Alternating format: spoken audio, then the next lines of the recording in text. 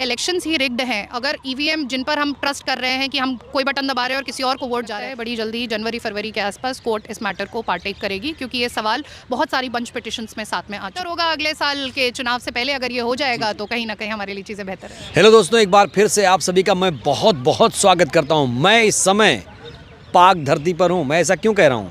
मैं इस समय वहां खड़ा हूं जहां से देश के बड़े बड़े फैसले लिए जाते हैं।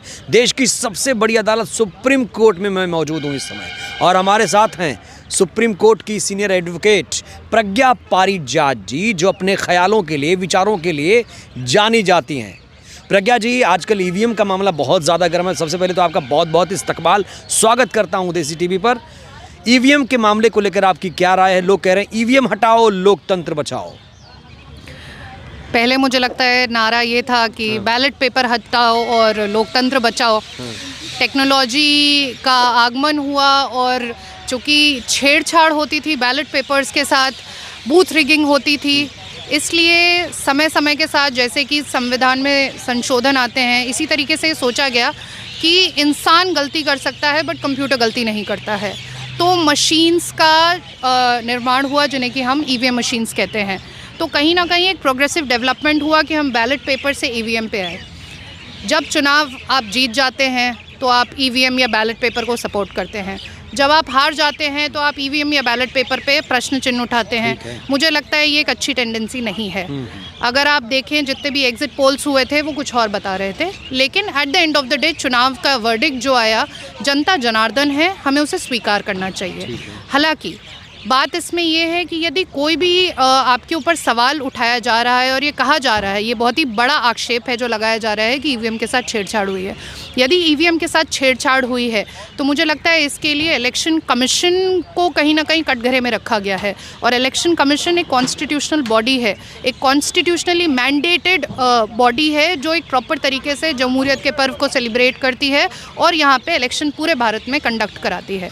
तो यदि हम सवालिया निशान उठा रहे हैं इलेक्शन कमीशन, एक बात मैं आपको बता दूं, कई सारे लोग अब ये कह रहे हैं, आप अखबार पढ़ती होंगी, टीवी देखती होंगी, चुनाव आयोग सत्ताधारी पार्टी की कठपुतली बन चुका है। ये कहा जा रहा है अब, क्योंकि कोई भी शिकायत लेके जाओ चुनाव आयोग कहते हैं भाई सुन ही नहीं रहा हमारी शिकायत। दिग्विजय साहब इतने ट्वीट कर दिए, बैलेट में जीते ईवीएम में हारे, अभी कोई जवाब नहीं आया, इसलिए प्रश्न खड़े हो रहे हैं। फिलहाल चुनाव आयोग जब से बना है और जब जब चुनाव होते हैं, चाहे किसी की भी सरकार हो, उन पर सवाल हमेशा उठा है और उठता रहेगा, और मुझे लगता है उठना भी चाहिए। जब भी आप एक इंस्टीट्यूशन में को बनाते हैं और वहाँ वो इलेक्शन कंडक्ट कराता है जिसका रोल है कि वो अनबाइज्ड रहे, पार्शियल ना रहे और एक प्रॉपर बाई पार्टिसन मैनर में चुनाव कंडक्ट कराए। यदि कोई भी हेराफेरी होती है या अगर कहीं पर भी संशय है या शंका है कि हेराफेरी हुई है तो आपके ऊपर हमेशा सवाल उठेगा। तो मुझे लगता है ऐसे में इलेक्शन कमीशन ऑफ इंडिया को प्रेस कॉन्फ्रेंस करके वहाँ पे उनके मीडिया के अगर इस तरीके के इनके ऊपर आक्षेप लग रहे हैं तो ये आए और इस चीज़ को क्लियर करें। और हमें डरना नहीं चाहिए। हाथ में जब भी कैमरा आता है या आपके पास एक माइक दिया जाता है तो वहाँ पर आपको सफाई देने का प्रॉपर बखूबी वो दिया जाता है। बहुत लोग अवॉइड करते हैं आजकल प्रेस कॉन्फ्रेंसेस, तो मुझे लगता है कि दूध का दूध पानी का पानी हो जाएगा। मैम, एक बहुत बड़ी पिटिशन ईवीएम को लेकर, बहुत बड़ी पिटिशन याचिका आई है एडीआर की तरफ से, और कहा जा रहा था कि भाई नवंबर में ही सुनवाई हो जाएगी, लेकिन सुनवाई अभी नहीं शुरू हो पाई है। तारीख पे तारीख हो रही है, बैलेट को कब मिलेगा इंसाफ, पूछ रहे हैं लोग। सर देखिए, कल ही 370 का एब्रोगेशन का आया है। पूरे जून मई में यहाँ पर 377 क्रिमिनलाइज मैरिज 370 का एब्रोगेशन का मैटर चलता रहा है। उससे पहले LGBTQ राइट्स को लेके वहाँ पे उनकी शादी लीगलाइज होनी चाहिए कि नहीं, ये सारी चीज़ें चलती रही है। थोड़ा हमें ये समझना पड़ेगा कि इंफ्रास्ट्रक्चरल हमारे देश में जो है जुडिशरी का, वो बहुत ही ओवरबर्डनड है।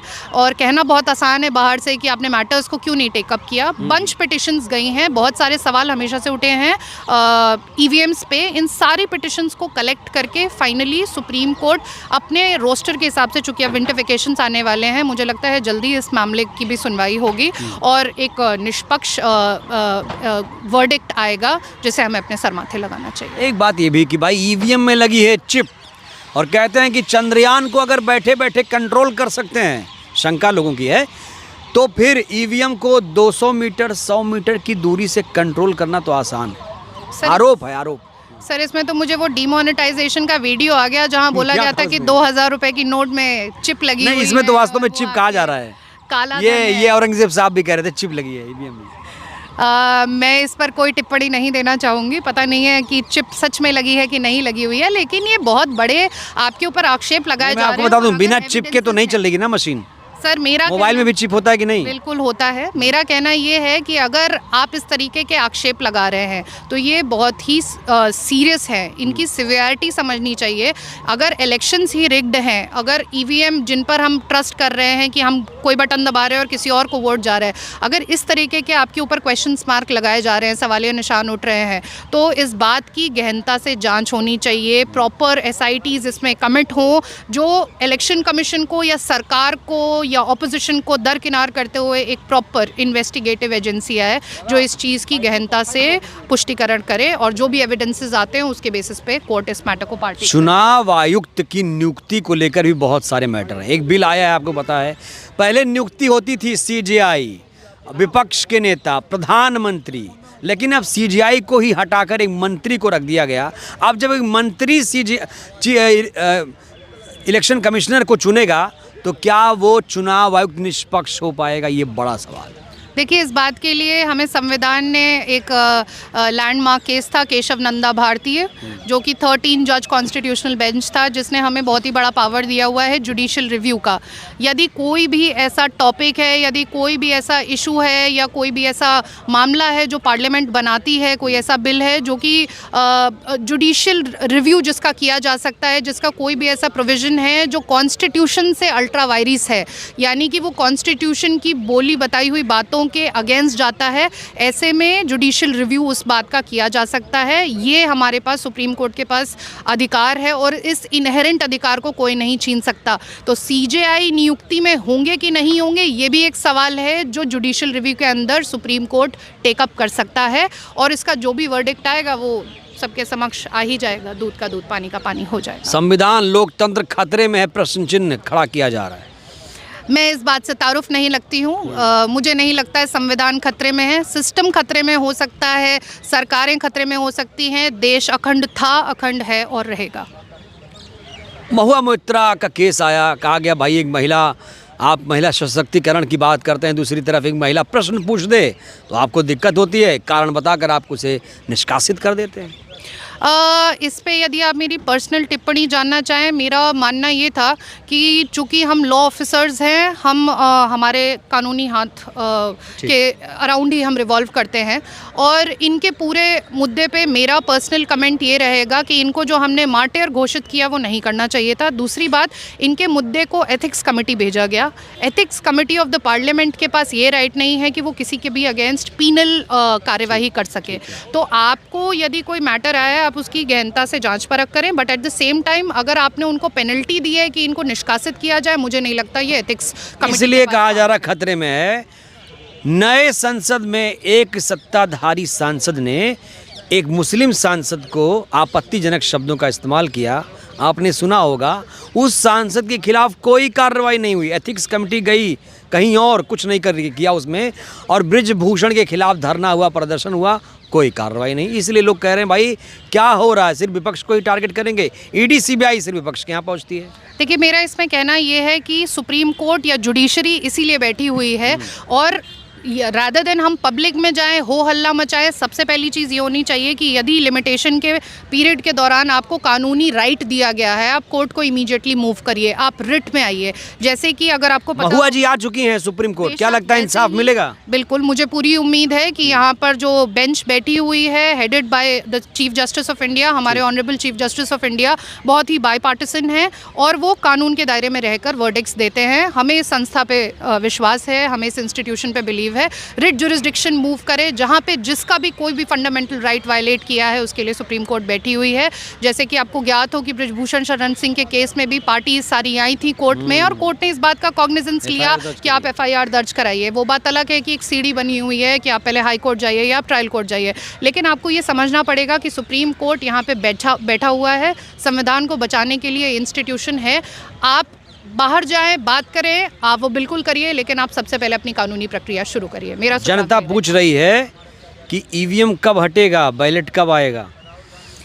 बैलेट हटा के तो हम ईवीएम लेकर आए थे। यदि हम फिर से पुरानी शताब्दी की ओर जानना चाहते हैं तो फिर हम कर सकते हैं, बट मुझे लगता है कि बैलेट मशीन को हटाकर जो एक कंप्यूटर की मशीन का हमने वो किया है, उस चीज़ को हम करें। आगे जाके एग्जैक्टली यही प्रॉब्लम आएगी, फिर बैलेट पेपर आएगा, फिर हाथ से नहीं, गणना होगी। एक चीज़ और है, विश्व में विकसित देशों ने, अमेरिका, जापान, जर्मनी, इटली, यहाँ तक कि पड़ोसी देश बांग्लादेश ने भी कहा बाय बाय ईवीएम।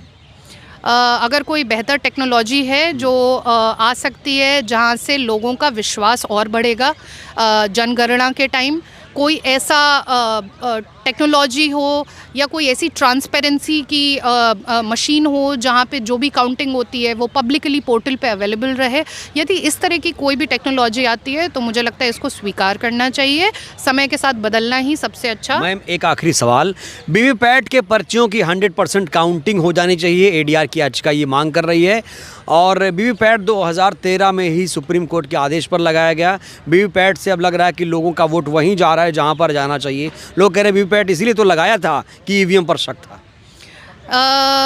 2013 या 2014 ऑनवर्ड्स कहना, मेरे को लगता है मैं इस चीज़ पे कुछ टिप्पणी नहीं करना चाहूँगी। मैं आपको बता रहा हूँ 2012-13 उसको छोड़िए आप कब, लेकिन सुप्रीम कोर्ट का आदेश था। देखिए अब चूंकि ऑलरेडी एडीआर का यहाँ पे पिटिशन लग चुका है, आई थिंक चूंकि मैटर ऑलरेडी सब जुडिस है, इस पे जैसे ही वर्डिक्ट आ जाएगा एक क्लैरिटी मिलेगी, एक आगे का रास्ता बनेगा। तक आ सकता है, लोग कह रहे हैं तारीख पे तारीख, कब तक?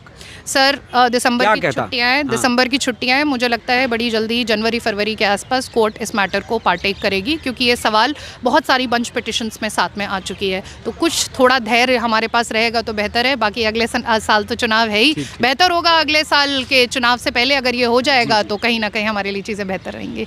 प्रज्ञा पारिजात ने बहुत राहत भरी खबर दे दी भाई, जनवरी के पहले हफ्ते में इस पर सुनवाई शुरू हो सकती है। प्रज्ञा जी बहुत बहुत शुक्रिया, आपने वक्त दिया। तो ये सुप्रीम कोर्ट की सीनियर लॉयर प्रज्ञा जी हैं, इनकी बातों से आप सहमत हैं या नहीं सहमत हैं? अपनी टिप्पणी ज़रूर करिए, वीडियो को लाइक करिए, चैनल को सब्सक्राइब करिए, सहयोग करिए, जन जन तक पहुंचाइए, देश की जनता जागरूक हो। शुक्रिया।